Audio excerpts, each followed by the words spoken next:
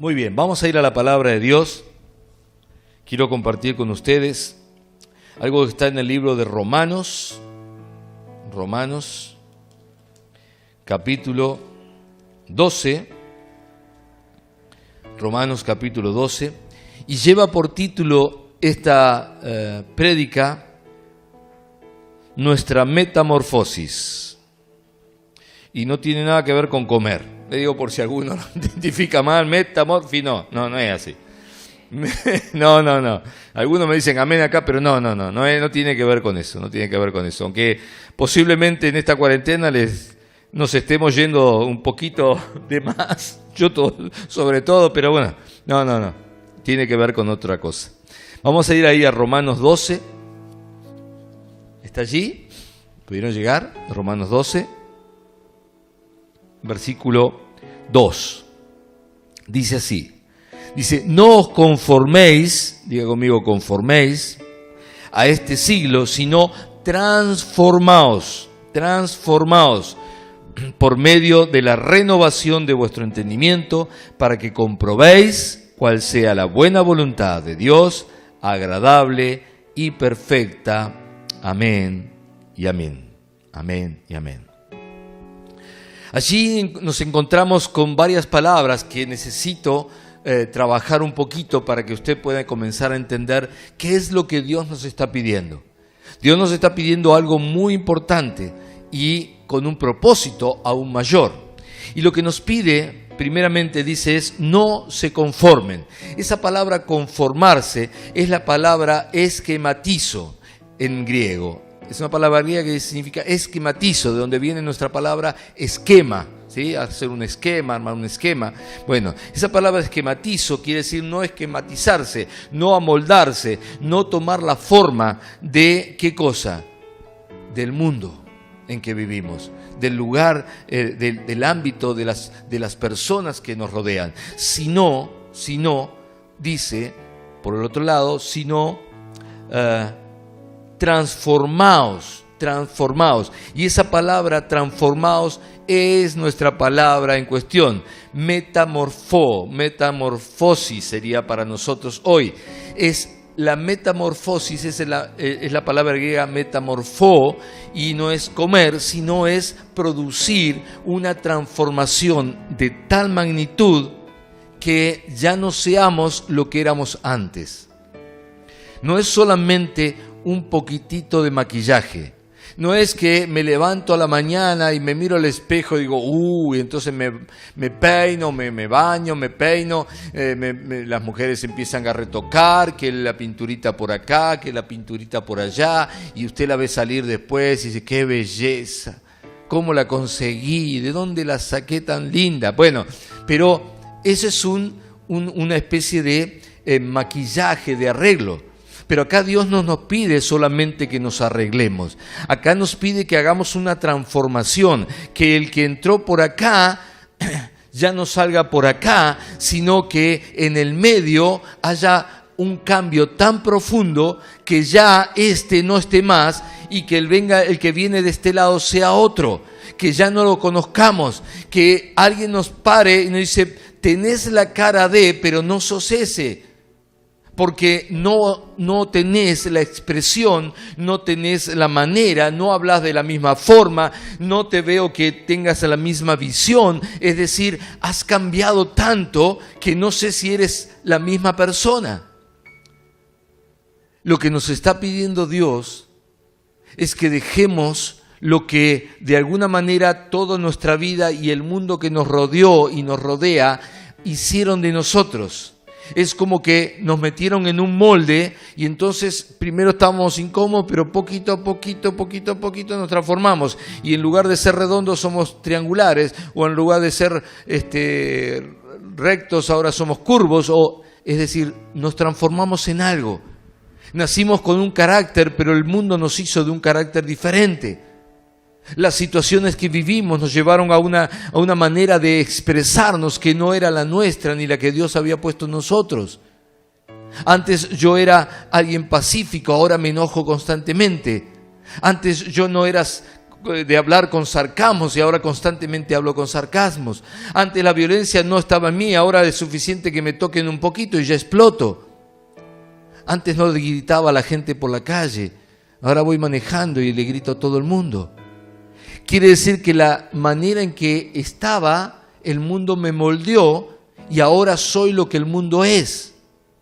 Pero Dios dice, yo quiero que en ustedes se produzca una transformación, una metamorfosis tal que saliendo de este otro lado ya no vuelvan a ser lo que el mundo había hecho con ustedes. Antes yo era tranquilo y no miraba a las personas para criticarlas, pero el mundo me llevó a un punto en que todo el mundo lo único que sabe hacer es criticar al otro, juzgar al otro, hablar mal del otro, y si no lo hago, ni siquiera logro ser empático con los demás.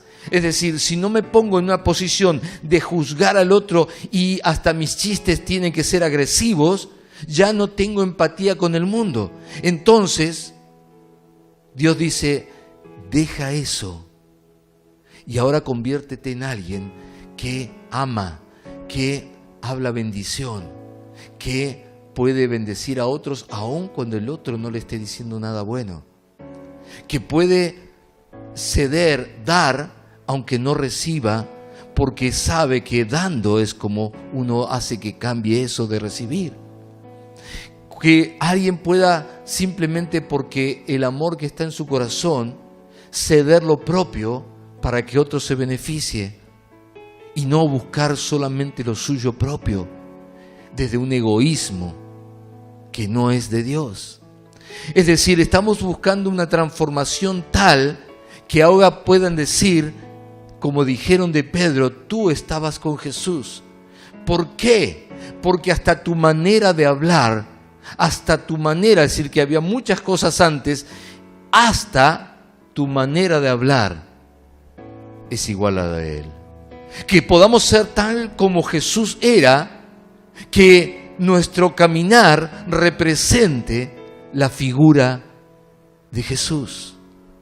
Eso es una verdadera metamorfosis. Efesios 4:23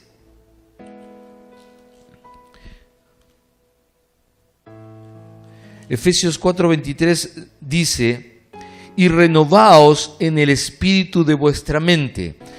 Acá Romanos 12:2 dice, transformados por medio de la renovación de vuestro entendimiento.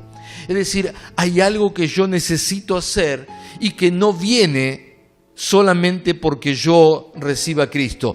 Es algo que me pertenece a mí, que yo tengo que hacer. Es la parte mía, es el trabajo mío. Es lo que yo necesito tomar y hacer. Es decir, necesito renovar el entendimiento.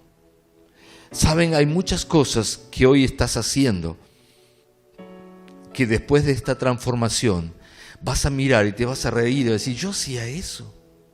Yo hacía eso. Hoy nos reíamos en la mesa con nuestros hijos porque cuando eran más chicos comprábamos unos potecitos tipo Danet o cosas así, y venían dos igualitos, eran exactamente igual, los dos pegaditos, había que partirlos y tomar cada uno. Pero, ¿qué pasaba? Empezaban a pelearse, ¿no? Porque ese tiene una tiquecita, este tiene una marquita, aquel mira para aquel lado, este mira para otro. O sea, el punto era pelearse por el potecito que era igual. Entonces lo trajimos a la mesa y ellos empezaron a reír como locos de que hacían eso. Pero cuando lo hacían no lo veían como risa. Ellos era muy importante para ellos hacerlo. Y se peleaban por eso, y que no, y que yo, y que aquello. Pero hoy les causa risa. ¿Por qué? Porque fueron transformados. Ya no son aquellos niñitos. Entonces hoy estamos haciendo muchas cosas. Hoy escribimos cosas en las redes que quizás dentro de un tiempito, cuando esto se produzca, esta metamorfosis se produzca en nosotros, la vamos a mirar o nos va a dar vergüenza, nos vamos a reír. Dice, esto escribía yo. Perdía el tiempo juzgando a aquel o aquel otro, o contestando a aquello, o enganchándome con aquellos, con los otros, y me voy a reír. Dice, ¿cómo yo perdía tiempo con eso? Había tanto por hacer para servir a Dios y por la obra de Dios, para salvar vidas, para ministrar a los que necesitados. Y yo estaba perdiendo el tiempo viendo a ver si le golpeo la cacerola a Juan o a Pedro. Hermanos, nos vamos a reír de esas cosas, pero también vamos a haberlas dejado de lado. Y vamos a estar con nuestro 100%. Buscando servir a Dios, buscando agradar a Dios, buscando salvar vidas o ministrarle a los que están necesitados. La metamorfosis tiene que ver con una manera de dejar de pensar para tomar otra manera, y hago de arriba, de pensar. La manera en que Jesús pensaba, no la que el mundo pensaba. Acuérdense que en aquellos tiempos no había nada de lo que hay ahora, y sin embargo Jesús pensaba de una manera, y los fariseos, los escribas, los religiosos, aún los religiosos, no hay que hablarlo del mundo, pensaban de otra. Estos días estaba hablando con un pastor amigo y me hizo una consulta, y yo le hablaba acerca del momento en que Jesús estaba sentado en un lugar y escribía en la tierra, y vinieron un grupo de hombres y traían a una mujer y la pusieron delante de Jesús y dijeron, maestro, a esta mujer la encontramos en el mismo acto de adulterio. Era una prostituta. Y la palabra, la ley dice que tenemos que apedrarla. ¿Y decía eso la ley? Sí, absoluto, no había ninguna excusa. No había nada que, bueno, si en realidad estaba así, no estaba asá, y teníamos que, y hay que interpretarlo, y porque hay que darle la interpretación de la interpretación. No, decía claramente, hay que apedrarla. Entonces Jesús la miró y dijo, bueno, no hay ningún problema. Si así dice la ley y ustedes la encontraron así, bueno. Le dijo, el que esté libre de pecado, empiece y tire la primera piedra, no hay problema. Y bajó los ojos y siguió en lo suyo. Cuando ellos escucharon esta palabra, se dieron cuenta que en realidad también ellos merecían ser apedrados y comenzaron a retirarse. Uno por uno se fueron todos. Y en un momento determinado Jesús levantó la vista y vio que estaba la mujer sola y dijo, pero mujer, ¿dónde están los que te condenaban? ¿Dónde los que te acusaban? Y dijo, se fueron. ¿No te condenaron? No, dijo ella. Entonces él la miró y le dijo, yo tampoco te condeno. Y entonces yo le decía, gracias mamita, yo le decía al pastor que si de Jesús estamos hablando como la norma, como la medida, y Jesús no la condenó, de ahí para abajo, ¿quién es capaz? ¿Quién tiene autoridad para condenarla? Entonces, hay cosas que necesitamos ver de una manera diferente. Jesús no pensaba como ellos, ni siquiera como la ley estaba diciendo, aunque la cumplía, por supuesto. Pero el punto es que él no la condenó. Sí le dijo, no peques más. Entonces, una verdadera transformación mental, un verdadero cambio en el chip de la mente, hace, como dice en otra versión de Efesios 4:23, dice, renovarse en la manera de juzgar. Renovarse en la manera de juzgar. ¿Cómo juzgo yo al hermano? ¿Cómo juzgo yo a la hermana? ¿Cómo juzgo a mis gobernantes? Ahora está de moda pegarle a todos, no importa quién sea, el que venga hay que pegarle. Uno le pega a un lado, otro le pega al otro. Pero la palabra de Dios dice que hay que bendecirlos, que hay que orar por ellos. ¿Por qué lo estamos haciendo? Porque el mundo lo hace. Porque todo lo hacen. Porque todas las redes, porque toda la televisión, porque toda la gente, porque salen a la calle, porque hacen aquello, porque hacen lo otro. Antes, después, durante. No importa quién esté. El punto es que hay que pegarle. Antes estaba uno, le pegaban, ahora está el otro, le pegan, y después estará otro y le pegarán igual. Porque es la moda, porque es la forma. Digo yo, y si en lugar de hacerlo, oramos por ellos, hasta le pedimos a Dios que nos use, o porque no sabemos quién puede usar el Señor para ir y predicarles. Usted dirá, la política y Dios no van. Mentira. Le puedo dar muchos testimonios, y aquellos que hacen tiempo que están en la iglesia saben, yo le he pasado muchos testimonios filmados de países que hoy, no hace 1000 años atrás, hoy tienen un gobierno cristiano, gobiernan a la manera de Dios, y Dios ha sanado su tierra, los ha librado de toda la oscuridad, de las tinieblas que había sobre esa tierra. Hasta las aguas que estaban envenenadas se sanaron. Otro día vamos a ver esos temas, pero sí se puede. Entonces tengo que ser yo el que cambie la manera de juzgar. Si tengo un enemigo, ¿por qué no oro por el enemigo? En lugar de querer el mal para el enemigo. Escuche, si usted tiene un enemigo y le hace la guerra, aunque usted le gane una vez, usted podrá ganar una batalla, pero no va a dejar de pelear, así que va a volver a tener otra batalla. Pero si usted logra convencerlo de que sea su amigo, se termina el enemigo y se terminan las batallas. Por eso Dios nos dice que oremos por los enemigos. Dios tiene un pensamiento más alto que el nuestro. Necesitamos entender cuando Dios nos habla acerca de esta transformación y de no simplemente amoldarnos. Y bueno, acá lo que hay ahora es esto y lo que se hace es de esta manera. Todo el mundo se tiene que quejar, todo el mundo tiene que hablar mal, todo el mundo tiene que juzgar al otro. ¿Quién lo dijo? El mundo. Pero Dios no dice eso. ¿Por qué entonces lo hago? ¿Por qué me digo cristiano y después yo agarro mi teléfono y veo que en tu estado estás poniendo cosas terribles de la gente? No importa de quién. Pero lo que hacen, y lo que hacen o no que hacen lo mismo. Vos no sos nadie para juzgar. Lo que necesitamos es orar por ellos para que se transformen, para que se conviertan, para que Dios sane nuestra tierra. Porque si lo único que hacemos es juzgar, criticar y mal decir, vamos a seguir en el mismo lugar o peor.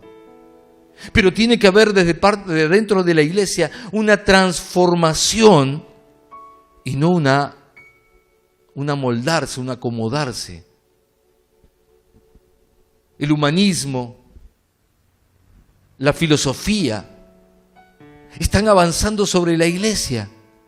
¿Por qué? Porque los oídos de los cristianos se acostumbraron tanto al mundo que cuando viene uno con las cosas del mundo le agrada y entonces lo meten dentro de la iglesia. Y entonces empiezo a escuchar seminarios de coaching dentro de la iglesia, seminarios de filosofía dentro de la iglesia, humanismo dentro de la iglesia, miles de libros escritos de gente que lo único que no hace es creer en Dios, pero saca plata a través de esos libros de los cristianos. ¿Por qué? Porque la iglesia se está moldando al mundo en lugar de que el mundo se transforme a la iglesia.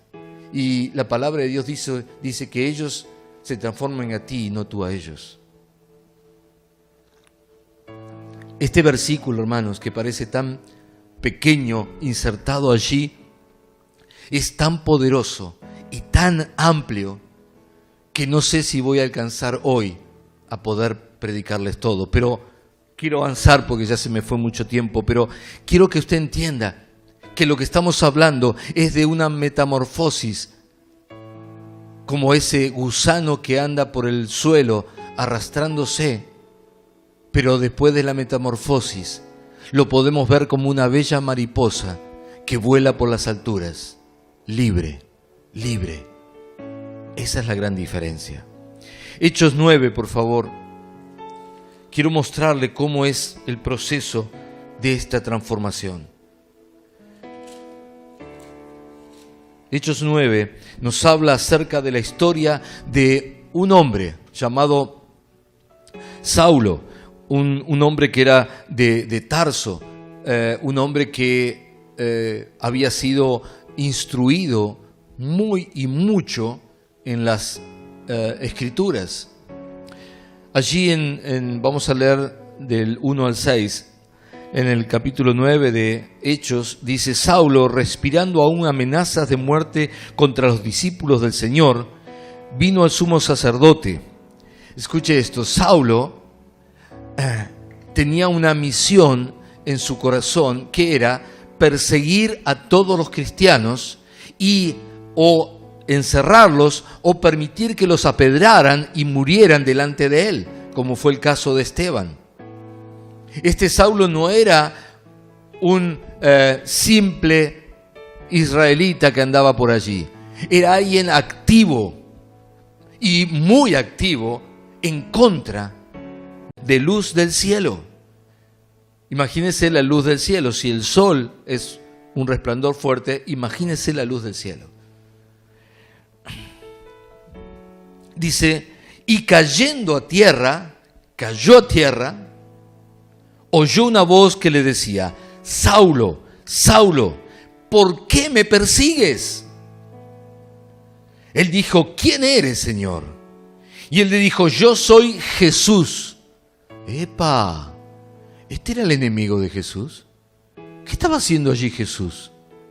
¿Qué le estaba diciendo? ¿A qué venía? Porque desde nuestra perspectiva, es el enemigo, ¿hay qué? No, ya sé. Viene a pegarle, a sacarlo, viene a castigarlo, Vamos a ver qué hizo. A quien tú persigues, dice, dura cosa te es dar cosas contra el aguijón. Es una expresión que decía contra el aguijón. Es una expresión que tenía que ver con decirle, te va a ser muy, muy duro, muy, muy malo venir a puntearme, a pegarme a mí. Entonces dice, él temblando y temeroso, escuche estas dos palabras, temblando y temeroso, dijo: Señor, ¿qué quieres que yo haga? Yo quiero pararme acá, hacerme así hacia atrás, decir, acá hay algo mal, o verdaderamente estoy viviendo lo que Romanos 12:2 nos indicaba. Escuche esto, Saulo, quien terminaría siendo Pablo, no era un neófito, no era alguien que tenía desconocimiento, tampoco era alguien del vulgo como Pedro y sus amigos. Saulo, Pablo, era un hombre muy preparado, hoy diríamos era un universitario, es decir, tenía sus creencias, sus pensamientos bien centrados, preparado, instruido. Dice la palabra de Dios que Saulo fue instruido por medio o por un tal Gamaliel, que era el maestro de todos los maestros, el más afamado maestro en Israel. Es como si yo le dijera que él estudió en la Universidad de Cambridge o de Harvard. Entonces usted dice, viene de Harvard y con honores. Era el discípulo número 1 de Gamaliel. Y usted dice, a esta gente no se la domina sino más. A esta gente no se le dice dos palabritas y enseguida cambian de pensamiento. Esta gente no es llevada de la nariz así para cualquier lado. Esta gente está instruida, esta gente realmente está preparada y lo que piensa, la conclusión que sacó y los pensamientos que tienen son bien claros. porque está preparado para eso. Sin embargo, lo que yo veo aquí es que Pablo tenía una manera de ver y pensar las cosas y de juzgar que no era la de Jesús, y que lo que estaba haciendo era hacer lo que para él era absolutamente seguro, porque así lo habían preparado, que era lo que Dios quería. Vuelvo a repetir, lo que él estaba haciendo y pensaba era que eso era lo que Dios quería que hiciera, y lo estaba haciendo porque entendía que Dios quería eso. Pero apareció Jesús, y acá me encanta esto. Apareció Jesús en su vida, apareció Jesús, y ¿saben qué? Pablo no lo resistió. Pablo no lo resistió, no le dijo, no, ¿qué te vienes a meter conmigo? Yo estoy haciendo la voluntad de Dios y bla, bla, bla, bla, bla, bla. No, inmediatamente le dijo, ¿qué quieres que haga, Señor?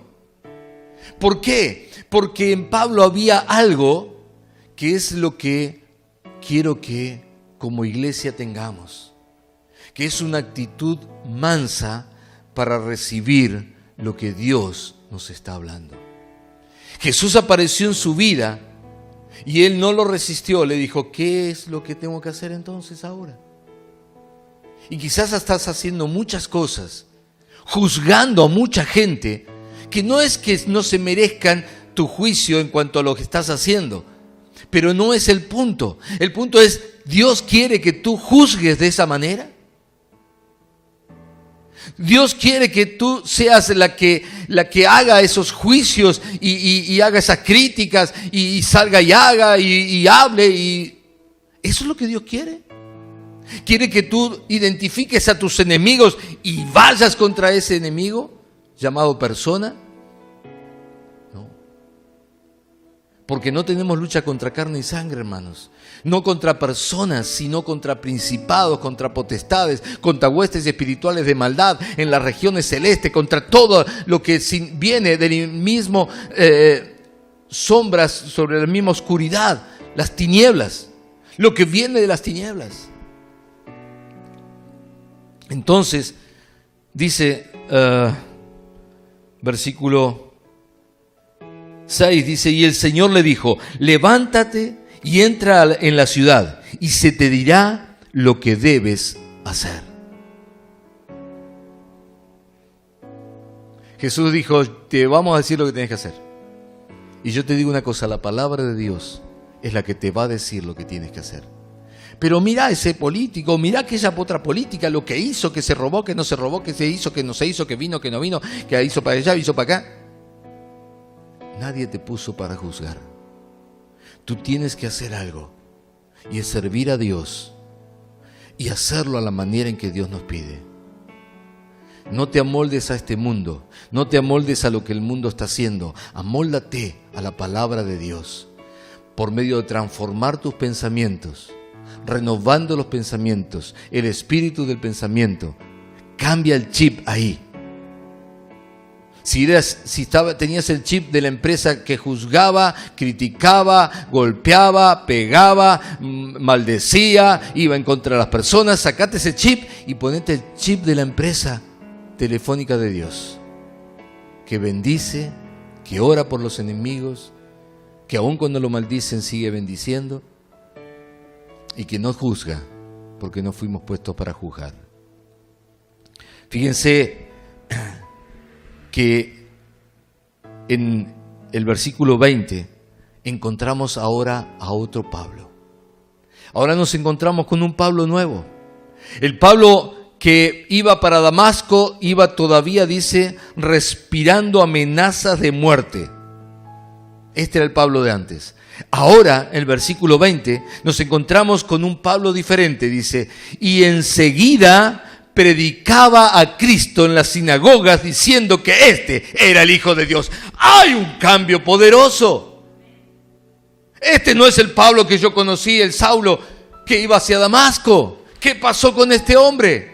Simplemente Él, por propia elección, produjo una metamorfosis en su vida, cambiando el chip, cambiando los pensamientos, y ahora, en lugar de ir en contra de los cristianos, en contra de Jesús, en contra del camino, como se le llamaba el cristianismo antes, ahora él era el que predicaba a Cristo, el que buscaba ser cristianos, el que iba por el camino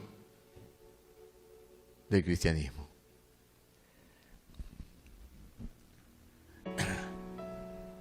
Y todo esto tiene un solo propósito. Todo esto, hermanos, nos tiene que llevar a un solo lugar. Y el lugar está allí en Romanos 12:2. Vamos a volver a él.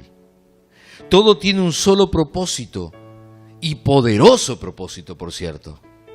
Porque dice allí, para que podamos comprobar en nosotros, no en otro, en nosotros, que podamos comprobar la buena voluntad de Dios. Escuche, la voluntad de Dios, esa que hizo que Saulo dejara de perseguir y matar a los cristianos para que ahora no los juzgue, sino por el contrario, ahora busque hacer más cristianos. Esa buena voluntad de Dios, primero, como dice la palabra, es buena, pero además dice que es para nosotros agradable y es perfecta. Agradable y perfecta. Déjenme que le lea otra versión de ese Romanos 12:2. Dice así: no vivan ya según los criterios del tiempo presente. Vuelvo a decirle, no vivan ya según los criterios del tiempo presente. Al contrario, cambien su manera de vivir y lleguen así a conocer la voluntad de Dios. ¿Quiere decir que antes no la conocía? Exacto, antes no la conocías. Quizás hasta hoy no la conocías del todo. Pero hoy el Espíritu Santo nos está hablando esto porque necesitamos conocer la voluntad de Dios. Y la primera es, no juzgo a nadie, porque no soy juez. No maldigo a nadie, porque no vengo del diablo.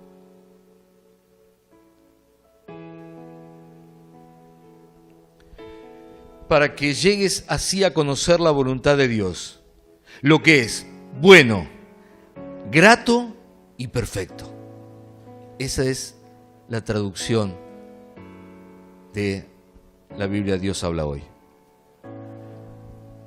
Cuando nosotros cambiamos ese chip y empezamos a hacer la voluntad de Dios, empezamos a darnos cuenta que lo que hacíamos antes era malo, que la manera de vivir, pensar y actuar que teníamos antes no nos gusta, y que además lo que hacemos ahora encaja todo perfecto. Vivo en paz, tengo gozo, tengo alegría, me llevo bien con la gente. ¿Cómo podría yo predicarle a alguien que hace 2 minutos estuve insultando groseramente porque no pensaba como yo? ¿Qué tal si a ese que le mandaste el mensajito o que lo escrachaste en algún estado tuyo, Dios te llama como lo llamó a Ananías y le dijo: Ananías, tenés que ir a hablarle a Pablo, a un tal Saulo? Y Ananías dijo: no, Señor, ese es el que persigue a la iglesia, él mata a los cristianos, está loco, ¿cómo voy a ir a hablarle? Y Jesús, ¿qué le dijo? Cierra la boca, anda. Simplemente le contestó: ve. ¿Qué tal si, qué sé yo, uno nunca sabe? Los que viven en capital, ¿qué tal si te dice anda y predicale a alguno de esos políticos que hoy estás criticando? Nah. Y si Dios, Señor, te manda, ¿qué harías? Pero ¿qué tal si cuando llegás y te atiende, porque Dios preparó todo, él está con su teléfono en la mano, sí, y está viendo tu estado que dice que eres un traidor, un mal político, un ladrón, un estafador? Y vos decís: vengo a hablarle en nombre de Dios, que Dios es amor y que somos todos hermanos. ¿Qué le vas a decir? ¿Cómo le predicarías? Nuestro testimonio tiene que ser la manera en que Jesús se movía y hablaba. Dios no te va a mandar a que le prediques, no sé, a alguien encumbrado en el mundo, si no tienes testimonio para poder hacerlo. Ananías lo tenía. Y se presentó delante de Saulo y directamente cuando llegó le dijo: hermano Saulo. ¡Wow! Dije yo, ¿cómo hermano si te perseguía y mataba a los hermanos? Pero Ananías tenía algo dentro diferente. Esa metamorfosis ya había sucedido en él. Así que llegó y le dijo: hermano Saulo, el que se te apareció en el camino y bla, bla, bla, bla, bla, ¿me ha mandado para qué? Para que recobres la vista. Saben, en la época en que hubo un poderoso avivamiento aquí, mediante un predicador, Tommy Himes, un evangelista que llegó a nuestro país, y realmente produjo un tremendo mover, fue un despertar, pero tan tremendo, que se llenaban los estadios y miles y miles y miles y millones de personas eran sanadas y terrible, tremendo. Pero ¿saben qué? En un momento, antes de que sucediera todo lo grande, Dios lo mandó a predicarle y a sanar al presidente de la República. ¡Opa! No te estaba inventando nada, te estaba hablando sobre un testimonio. Lo mandó a sanar al presidente de la República. En esa época se llamaba Juan Perón. Y este evangelista fue. Ahora, imagínense si este evangelista había estado predicando que el presidente es un corrupto, es esto, el otro, y llegaba y decía: ¿usted qué hace acá? No, porque yo vengo a...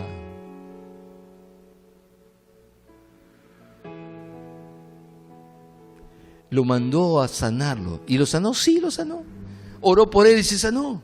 Y eso abrió las puertas y entonces le permitió que hiciera todas las campañas que quería y se produjo todo el avivamiento. Dios te necesita usar, necesitamos transformarnos para que el diablo no nos use de manera tal que haya desprestigio en la iglesia.